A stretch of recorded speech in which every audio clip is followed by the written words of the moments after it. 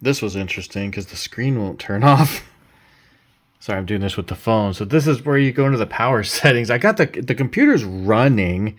It's got a lot of weird things though. The circles are gone. There were a bunch of like these circles because that crack goes all the way across. There were a bunch of like these circles. They're not there right now, which is kind of interesting.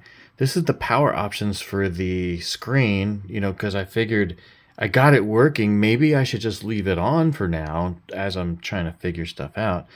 I can't even, there's no drop down to like where you set the powers for, what does the lid do? When I shut it, I want the screen off, but the computer running, that type of stuff. Look, you can't even, there's nothing there.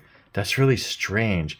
So something obviously happened with the display. Now I know there's a cable in here. Something's obviously wrong.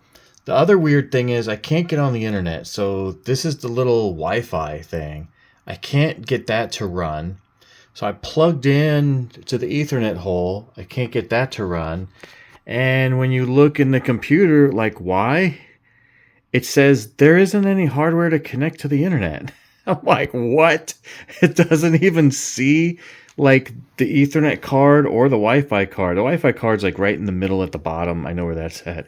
And then the other one's over here. So what I'm going to do tomorrow is, because I need to connect to the internet because I can't open my software because it's asking for licensing information, which is right there, but I can't do that without being on the internet. Now, this computer never really went on the internet. This used to be my old video editor.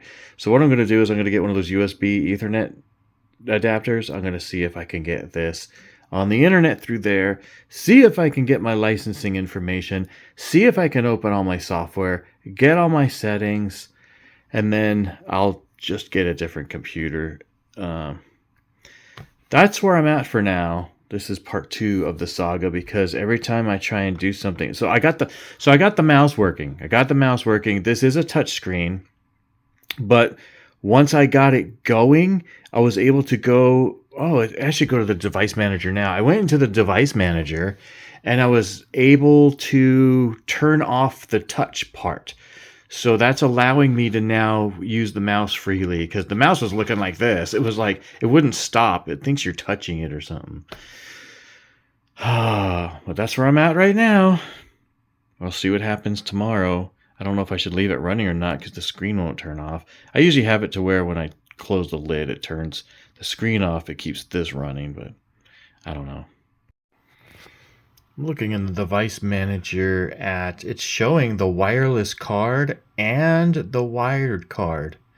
The problem is I plugged it in, it doesn't detect it. And then I cannot get this to turn on or off. And then there's nowhere in here, like usually it'll have the little picture of the airplane saying I'm in airplane mode. It's not even doing that.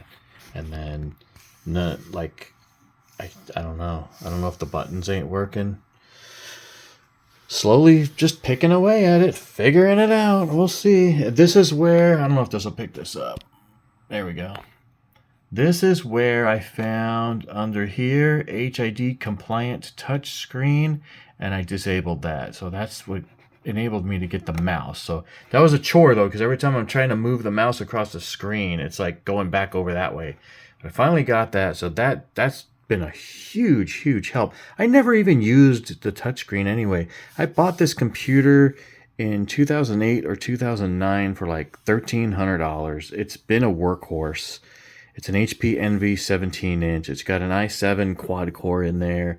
It's really awesome. This thing is edited. This is my old video editor. It's edited at least 1,000 videos across all the YouTube channels. I used to do stuff for people all over the country with this thing.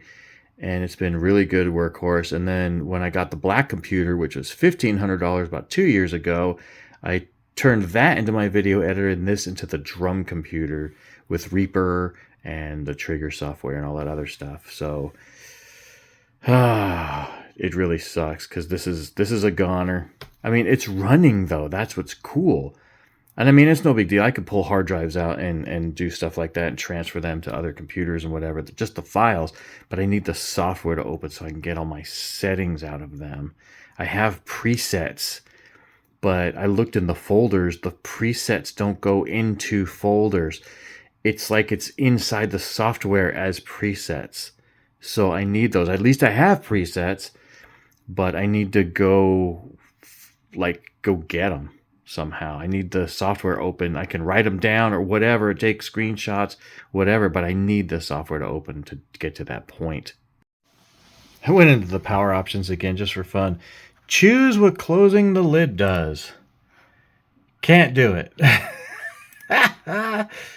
Choose when to turn off the display. You can't do it. Change when the computer sleeps. Can't do it. You can't do anything. It's kind of funny. At least it's working.